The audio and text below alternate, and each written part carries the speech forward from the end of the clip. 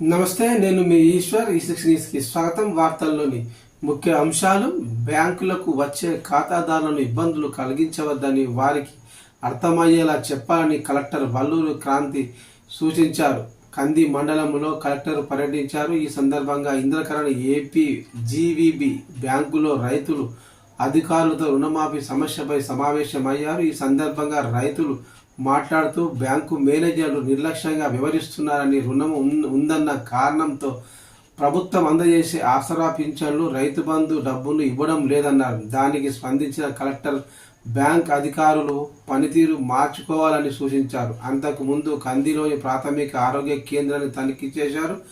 ఆ రోగులతో మాట్లాడి సేవలపై ఆరా తీశారు. సీజనల్ వ్యాధుల పట్ల తీసుకోవాల్సిన జాగ్రత్తలను వివరించాలని వైద్య సిబ్బందిని ఆదేశించారు. అలాగే తహసీల్దార్ కార్యాలయంలో రికార్డులను పరిశీలించి ధరణి ఫిర్యాదులను వెంటనే పరిష్కరించాలని సూచించారు.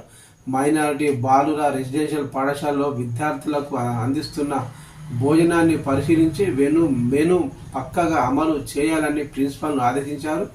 విద్యార్థులతో కలిసి భోజనం చేసిన కలెక్టర్